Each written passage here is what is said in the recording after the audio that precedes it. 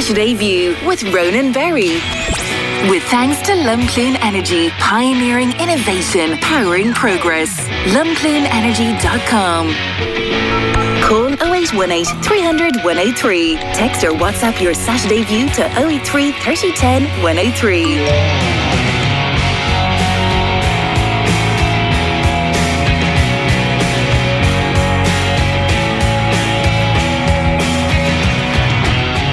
Hello and a very good morning to you all. It's Saturday the 14th of December. I'm Ronan Berry and it's time for Saturday View here on Midlands 103. Coming up on the show this morning, well, this day last week we were getting out of our beds and opening curtains and looking out to see if Storm Dara had done any damage or what impact it had. And as we know, there are some houses around the Midlands still without power since last weekend. So yeah, sympathies go to all those people and hopefully the remaining houses' power is restored soon enough. But one thing we didn't foresee was the huge impact it would have on logistics and haulage, and all week we're hearing about major delays, particularly with parcels coming through the UK and through Holyhead as well. So we would have heard him on the news there a few minutes ago. Ger Hyland from Ronan and the President of the Irish Road Haulage Association will give us an update on that in about 10 or 15 minutes time, just to give a sense of exactly what the situation is. During the week we heard on post saying over 500,000 parcels were being held up. They had brought in about 350,000 of those to the country. Contingency plans and contingency operations are ongoing, but we'll get a full update from Ger very, very shortly on that. Also, we're going to look at motor insurance, because you've probably realised price of motor insurance premiums have been rising steadily. I think Ireland is up there with one of the most expensive in Europe, which is probably of no major surprise to any of you listening. But later on we'll hear from the Alliance for Insurance Reform about a new initiative that's been brought in by Minister for Enterprise Peter Burke, and basically the Injuries Resolution Board, which was formerly the Personal Injuries Assessment Board. It's launched a new mediation service for motor liability personal injury claims. The objective of that is to try and reduce the cost of motor insurance premiums. Will it have any effect? Will it have any impact? Well, we'll find out a little bit later. And to wrap up this morning's show, we are going to have an absolute musical treat for you. Some musicians are arriving into the station as we speak. They're going to tune up and set up, and they're doing a gig in the next week here in the Midlands for a great cause. But they're going to play us out today with some fantastic music. I don't even know what song they're going to play yet. It'll be a surprise for me too, but I guarantee you it will be worth sticking around for. Before all that though, if you want to get in touch with us on the show here, 083 3010 103, the text and WhatsApp number, probably the quickest and most direct way to get us, or you can give us a call on 0818 300 103. That and any other news that we have throughout the morning we will bring to you here on Saturday View. But I'm going to begin by talking about the Climate Ambassador Programme. Now, it's operated by An Taisce and it's funded by the Department of Environment, Climate and Communications under the National Dialogue on Climate Action. And to date, the programme has trained and supported 1,171 individuals to become climate ambassadors in their communities since 2018. And this year, a Laois person has been appointed or awarded the accolade of being a climate ambassador, and that is none other than Sarah Bennett from Kilminchy in Laois. And Sarah joins me now. Very good morning, Sarah. Good morning, how are you? Fantastic. Sarah, give us an idea, what is a climate ambassador?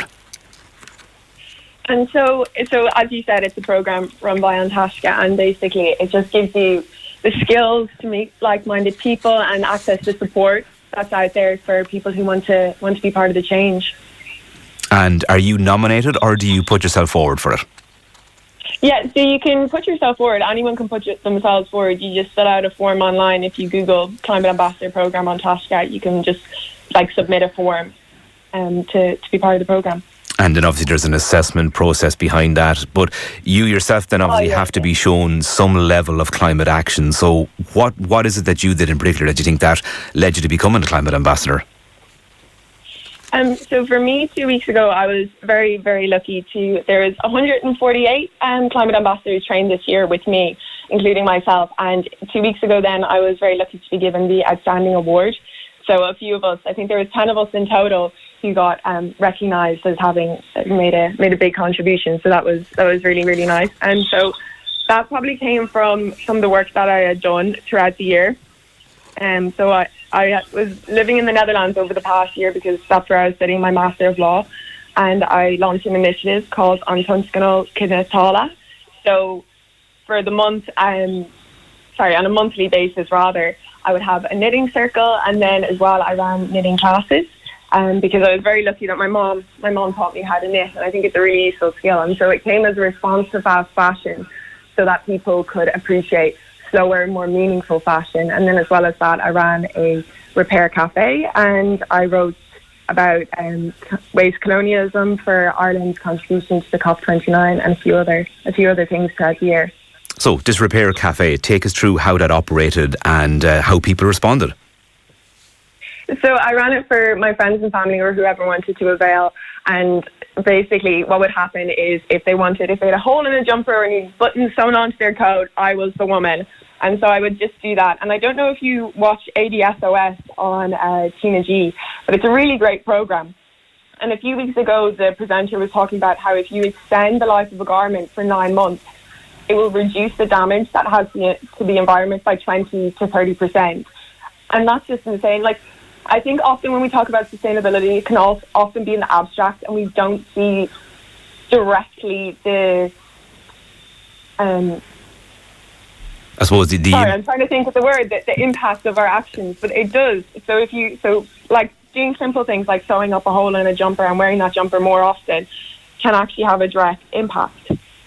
You were lucky enough to, as you say, obviously be trained by your mother in terms of how to sew and stitch like that. Is it a skill that is kind of almost nearly gone with people now, or is there hope out there yet? I don't think it's gone. I think that maybe focuses have changed in that we're less likely to learn those skills, probably because of technology, and so they don't seem as useful. It feels as though, it's not a priority anymore. But I do think there is hope out there. I do think that a lot of people are interested in that sort of thing, Yeah, because even now, I know on both Midlands 103 here and even on national media, there's ads for swapping clothes rather than buying new. If you just start looking up some of the statistics behind clothing waste that goes to usually developing countries, it's quite staggering. As you say, anything you can do to sort of reduce that and prevent that happening is going to have an impact as well. Did you do much in terms of trying to actually monitor maybe and assess the actual difference it was making, or did you find, were you surprised by the amount of clothing that people had that could be easily repaired? I would be myself. I think that because for me it was something that I took for granted. I wouldn't think twice about fixing something up if it was my own clothes. But then when people were coming to me, it was just a matter of they didn't have a needle and thread, or they didn't have the skills to fix it, so that they would have done it themselves. They just didn't know where to start. And so I think that was what I was mostly surprised about, that, there are people, everyone cares about the environment, at least from my experience. I think everyone does care, but I don't think people know where to start, because I think often when we talk about sustainability, it can be very overwhelming. And often in the media, you only hear the most extreme facts. And it's what do I do? There's so much wrong. Where do I even start? But I feel like a lot of people, as I was saying, do care, so they do want to make a difference. And it's not about being the perfect person. It's just about making little changes. Because if everyone just did a little bit like that, just sewed up a hole in the jumper, wore it a bit more often, it will make a huge difference long term. What does being a climate ambassador mean for you now, say, for the year ahead? Will it mean more activism, more community work in your native Laois? Or what actually happens? How will people get to know Sarah Bennett, the climate ambassador?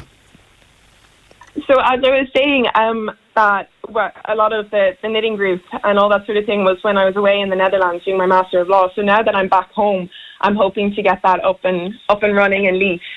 And I know Laois this year launched their first Climate Action Festival through the County Council, and it was a brilliant event, and it was very, very privileged to be part of it. I was part of a panel discussion for the Mary Robinson documentary, and there's great work going on in Laois, in my opinion, for climate awareness. And so I want to be more involved in that, become part of that. I think that they're forming a Port Laois Alliance for people who want to get involved with protecting the area in Laois.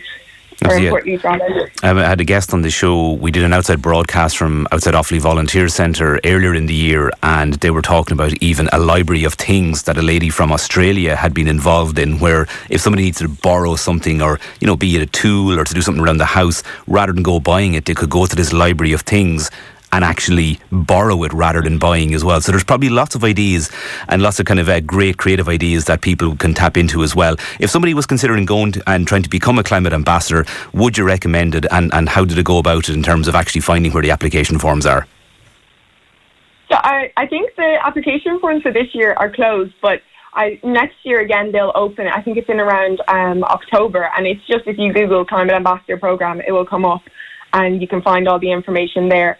And so for me, I thought it was really great to tap into the resources that are available, because I don't think we realise how much support is out there until you step into the space.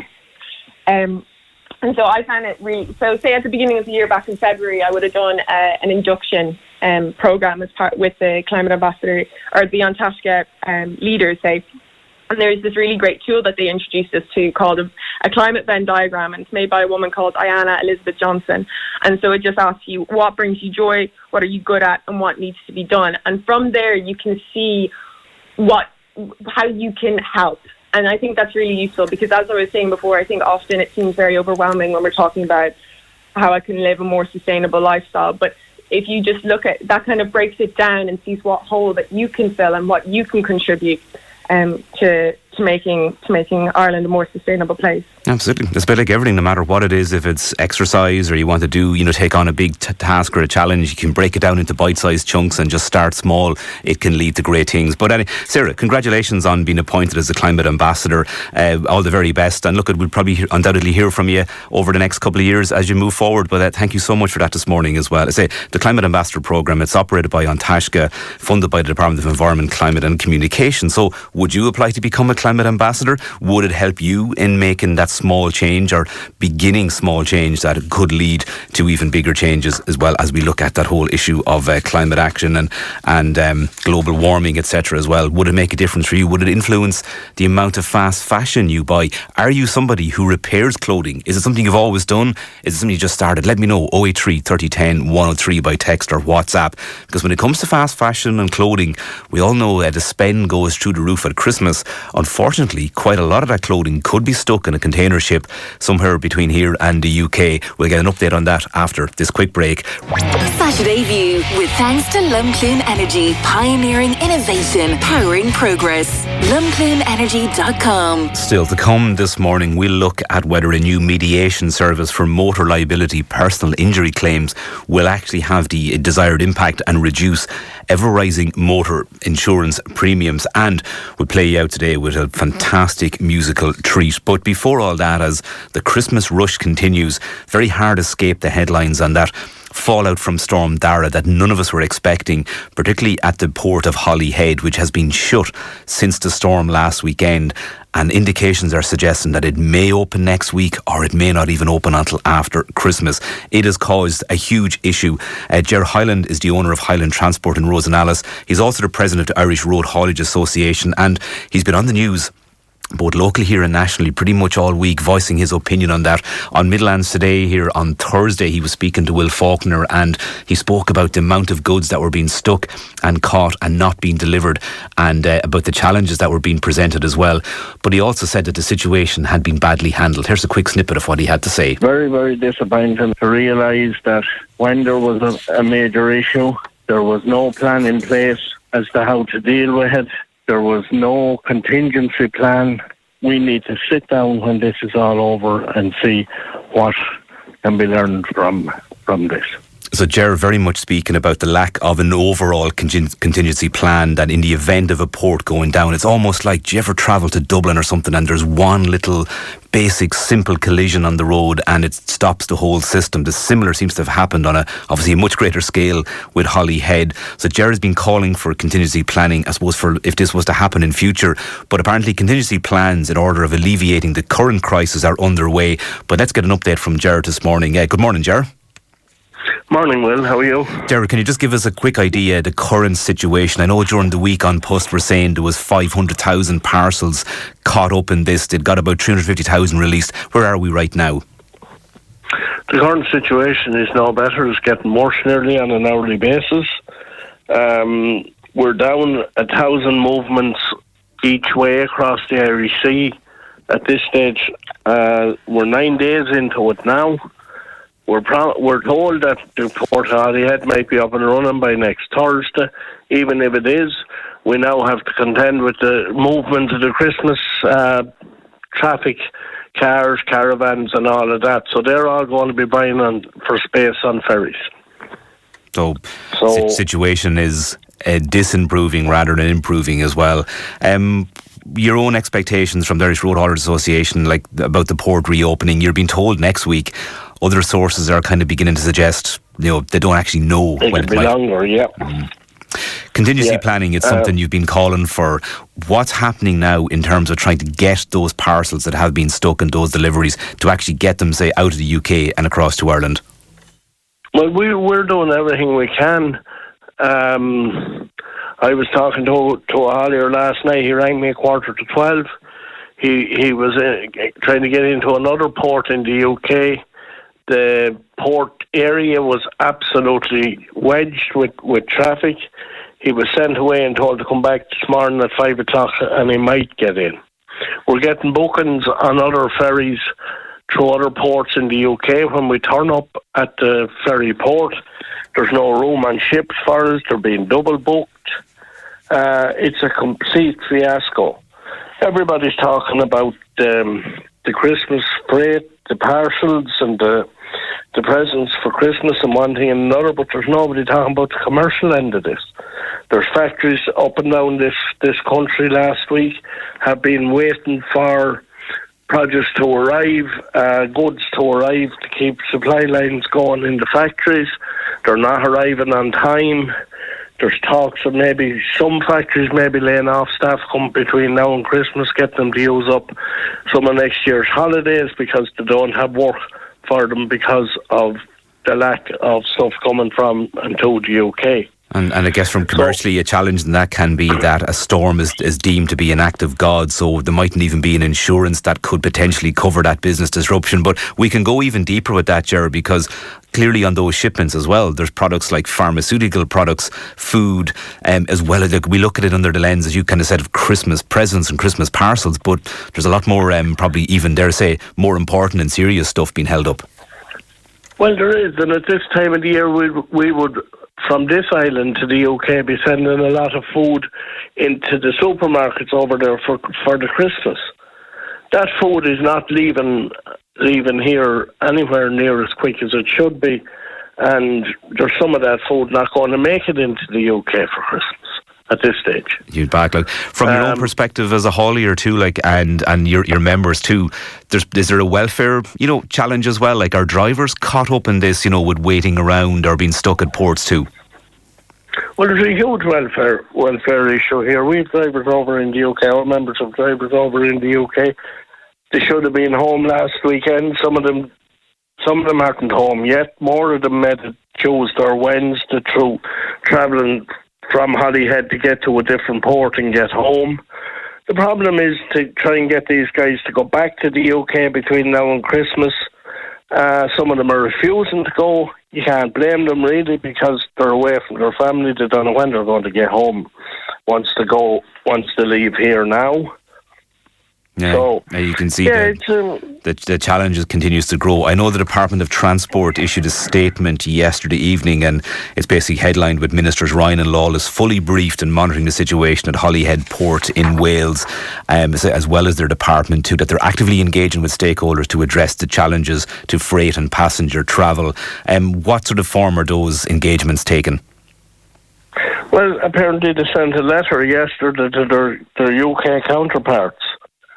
But a letter is one thing. We need to pick up the phone and we need to come to some sort of a workable solution on this very quickly. We have in the UK, we have Peel Port in Liverpool, which is closed now about a year.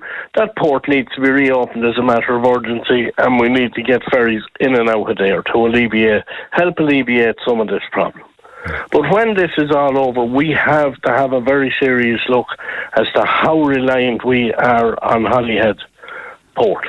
Yeah, I heard it there during the week. We have to have a plan B. Yeah, during the week, the head of An Post was kind of equating 500,000 parcels in all those containers to something like 14 or 15 kilometres of trucks back to back. And it's only when you think of that, and that's only one port in a week or 10-day period, as you say, a huge reliance on just one thing. Hopefully we've a new government due to come in whenever it's formed. I'm sure your grouping will be talking to the incoming Minister for Transport and absolutely demanding that contingency plan takes place. But Ger, it's been a busy week. It sounds like it's going to be an even busier couple of weeks ahead. Thank you for taking time out to join us this morning.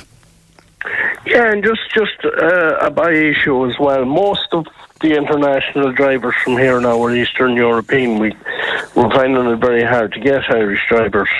So the Eastern European drivers, there's at least 30% of them going home to their own country this weekend or very early next week.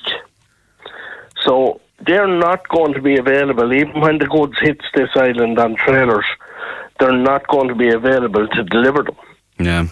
So there's huge pressure on hauliers. Like our hauliers now for 9 days, some of them has had a very much reduced income. This is going to have a massive effect on the transport industry in this country come the new year. That's bad. And there's so many other angles to it too, that maybe people could be trying to return goods when they come then if it's gone over a certain period of time as well. As you said, there's so many different things, both commercially critical products, welfare of drivers, people in the sector, that and so much. Look at Ger, hopefully it improves. There's certainly a crucial 7 or 8 days ahead of us. But Ger, thank you so much for that this morning there, Ger Hyland. Absolutely, and just before you finish, Ronan, I want to say thank you to all our commercial drivers. Nobody realises the work to do until it's not done. Absolutely. 97% of the goods that's on the shop shelves, on the supermarket shelves in this country are delivered by truck.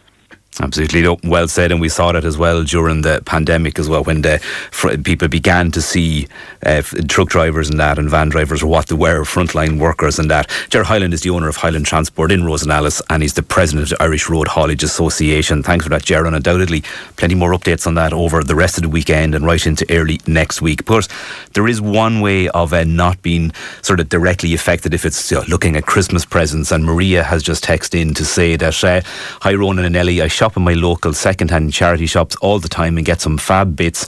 Love them, and she wishes all a very happy Christmas. And Maria's in Portlaoise as well. So yeah, it all depends on what way you shop. Maybe you are dependent on parcels. However, you could be somebody dependent on something much more critical or crucial. You could have a business depending on it. I saw there this morning where on LinkedIn, the Beer Gals, a brilliant business in Portarlington, they said to their customers they'll need a day or two because supply has been delayed because of Storm Dara. So it's having that impact commercially too that Ger has mentioned there, and I think next week we'll see and hear an awful lot more about that. I'm going to move on now and switch topics and back to that topic of motor insurance, because and this probably comes as no surprise, but even a recent article in the Irish Independent by Charlie Weston says that car insurance premiums now rising at 15 times the rate of inflation.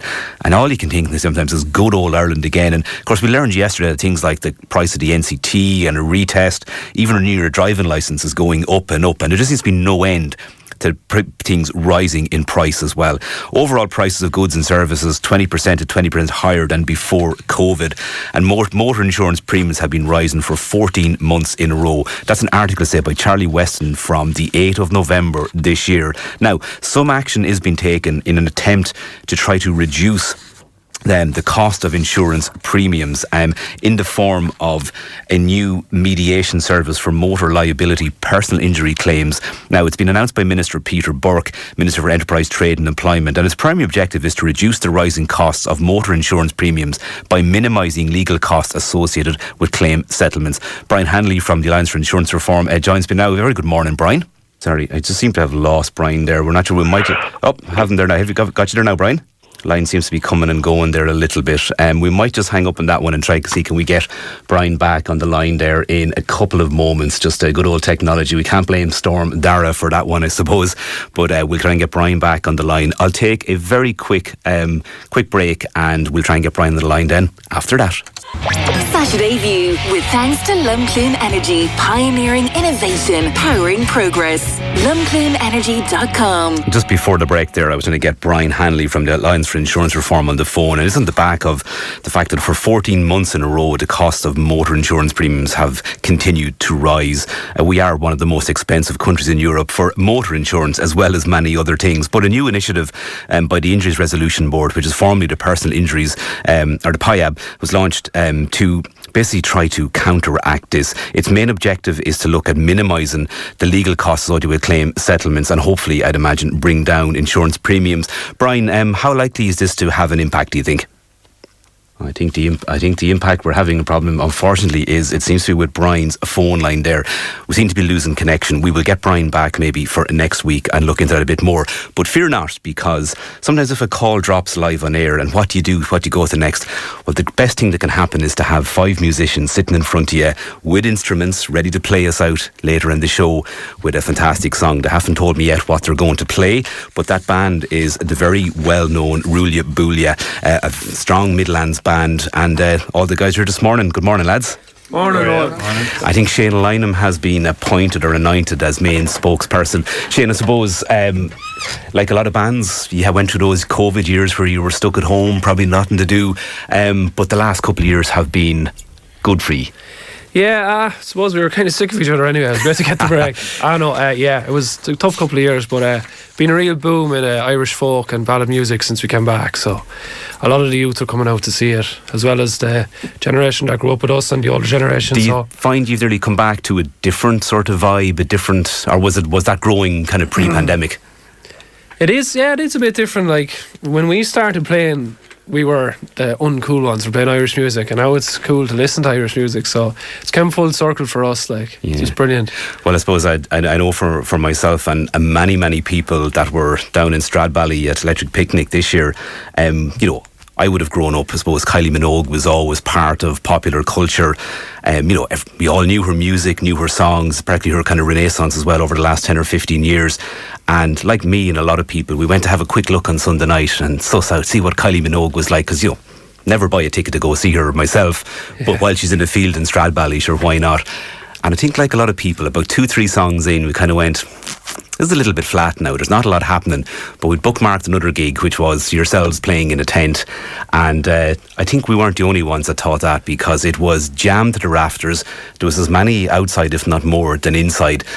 Phenomenal gig, and I know loads of people were kind of tweeting and saying how, it was the place to be on the Sunday night at EP as well. What was that experience like for you? Yeah, it was great. We were, you're always worried. We do this Sunday every year, well, the last 4 or 5 years, in Marty's tent in the Word stage in the Minefield, and we always worry because we were competing with world-renowned artists, which is great, but we still always get a crowd. This year was the biggest crowd we've ever got, so hopefully on to bigger and better things next year at EP. Marty's trying to help us out, so it's great to see many local faces come in as well. There's lots of options at the picnic, so when you can get them to come down to us, it's brilliant. It was a great way to crown off and cap off. I know for us, I had kids with me, so we were heading home after that, but we went home absolutely buzzing, so well done. A standout moment, not just for us, but I know for many people listening as well.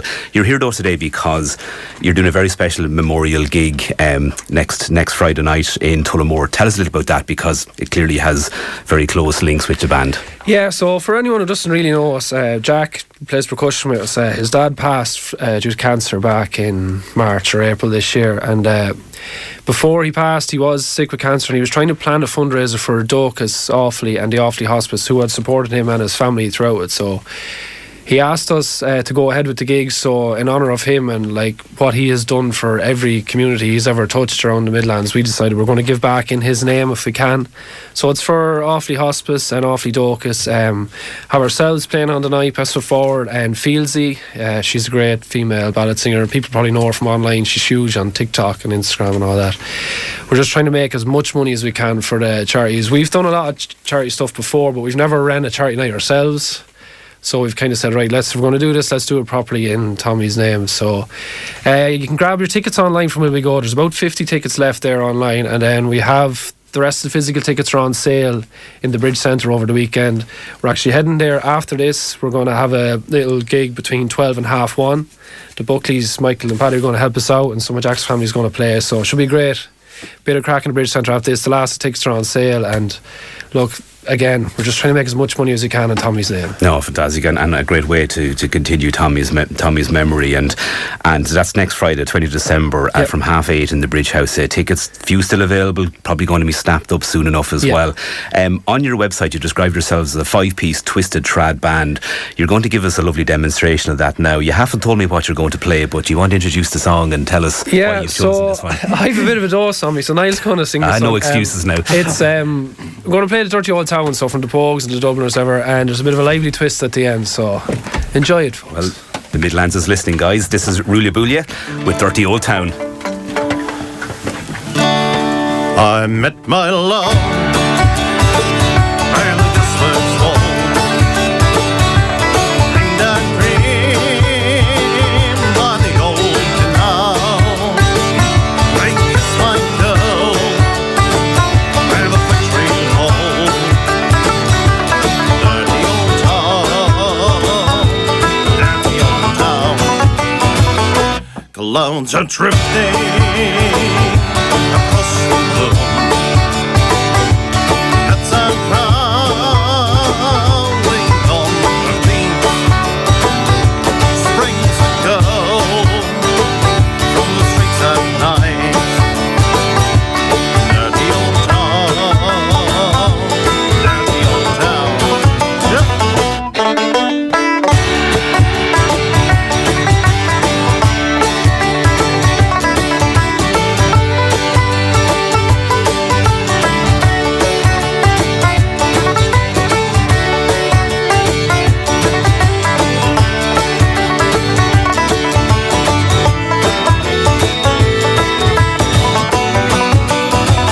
I'm going to make me a picture of life, shining steel, tempered in the fire. Now shutting down like an open tree. Dirty old town. I met my love and the distance wall.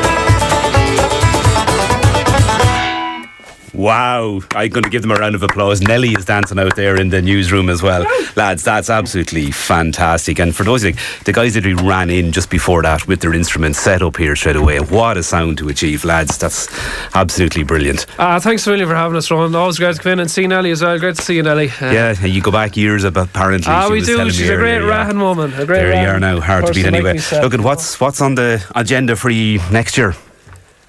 Sure. Plenty of gigs anyway. Yeah. People can find on the website there if any gigs coming up. Sure, we were a bit of travelling as well, probably over to Europe, and we've something on. I'm going to Manchester in the summer and back to the UAE, Dubai and Abu Dhabi later in the year, and plenty of gigs around anyway, so. A bit of travelling, he says. Small bit. Little bit, yeah. Plenty to keep you going anyway. What I'm going to do, lads, is I might get you to play out with a bit of music there. I'm going to do a couple of quick announcements, so if you want to just pull together something there, we might as well play out with that because we're all enjoying it so much as well. I just want to remind you that the Midlands 103 Advent calendar is open again, so we're 2 weeks into it at this point as well, and we're opening the doors to reveal prizes worth €100 every day day until Christmas Eve. Today's prize is €100 to spend at St Mary's Super Value in Athlone. And the chefs and bakers at St Mary's Super Value Athlone are happy to prepare home catering orders for family get-togethers over Christmas. This year, it's Christmas grocery shopping made easy with Mary's Super Value Tullamore. So for your chance to win, just to go and answer today's question on Midlands103.com. Which TV family has a pet dog called Santa's Little Helper? A, The Simpsons, B, The Griffins, C, The Tanners, or D, The Flintstones? And remember, don't call or text. Entries are only taken on our website. Go to Midlands103.com and enter now. We've about 2 minutes left there, sure, why not? Let's play out the show. Here's Ruaile Buaile again. Take it away, lads. 1, 2, 3, 4.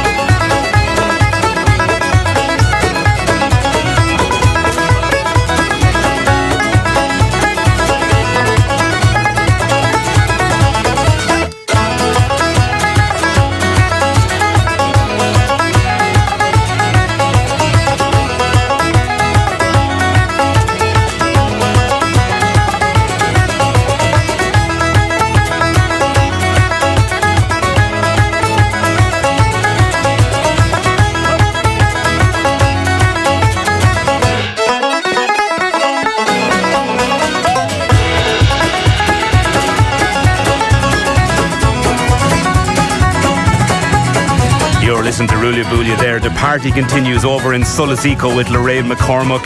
She's on an outside broadcast, and I say Christmas spirit, Christmas cheer, lots of great prizes.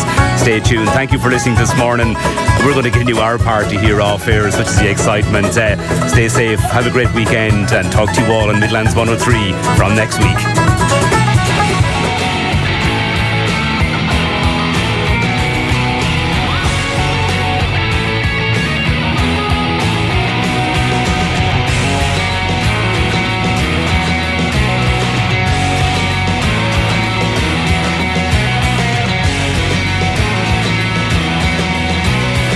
Saturday View, with thanks to Lumcloon Energy, pioneering innovation, powering progress. LumcloonEnergy.com. Midlands 103.